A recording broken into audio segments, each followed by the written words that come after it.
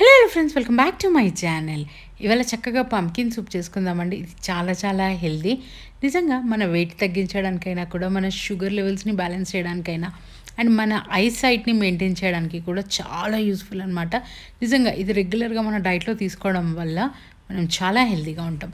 So, దీనికి కావాల్సినవి pumpkins, అంటే చిన్న చిన్న ముక్కలుగా కట్ చేసుకున్న దోసకాయ, పచ్చిమిర్చి అండ్ ఉల్లిపాయలు, కొంచెం వెల్లుల్లిపాయలు అండ్ ఇది కూడా పెప్పర్ కార్న్స్.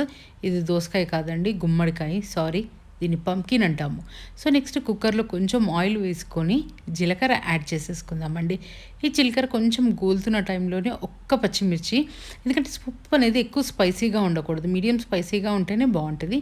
నెక్స్ట్ వెల్లుల్లిపాయలు, ఒక్క ఉల్లిపాయ వేసేసుకొని నిమ్మలంగా గోలించుకోండి. జస్ట్ 1 మినిట్, ఎక్కువ అవసరం లేదు దీనికి. జస్ట్ అట్లా గోలించుకున్నాక ఇందులోనే పెప్పర్ కార్న్స్ కూడా వేసేసుకుందాము. మళ్ళీ ఒక్కసారి ఫ్రై చేసుకుందాం. జస్ట్ ఇట్లా కలుపుకొని, అది ఎక్కువ ఫ్రై అవ్వాల్సిన అవసరం అయితే అస్సలు లేదు.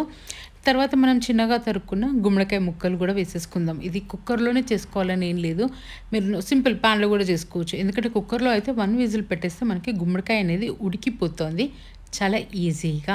ఇది కూడా కొంచెం గోలింది అనుకున్నాక ఇందులో కొంచెం సాల్ట్ వేసేసుకొని, నేను దొడ్డుప్పు వేసుకుంటున్నాను. అందుకే ఆ కలర్ అలా వచ్చిందనమాట. తర్వాత ఒక గ్లాస్ వాటర్ పెట్టేసుకొని, పోసేసుకొని ఒక్క విజిల్ రానివ్వండి. విజిల్ వచ్చాక దాన్ని ఇట్లా మంచిగా స్మూత్ పేస్ట్ చేసేసుకోండి. చల్లారాక దాన్ని మళ్ళీ ఒక్కసారి బాయిల్ చేసేసుకుంటే మనకి పంప్కిన్ సూప్ అనేది రెడీ అయిపోతుందండి. చాలా టేస్టీ ఉంటుంది. ఇట్లా మంచి ఈ కన్సిస్టెన్సీలో పెట్టుకోండి. మళ్ళీ చూపిస్తాను కన్సిస్టెన్సీ. ఈ కన్సిస్టెన్సీలో పెట్టుకుంటే చాలా చాలా టేస్టీగా ఉంటుంది. ఎస్పెషల్లీ వింటర్‌లో డిన్నర్స్‌కి చాలా చాలా బావుంటది. ఇవాళ మా డిన్నర్ వచ్చేసి pumpkin soup and methi paratha అండి. మీరేం తిన్నారు? కామెంట్ సెక్షన్‌లో కామెంట్ చేసి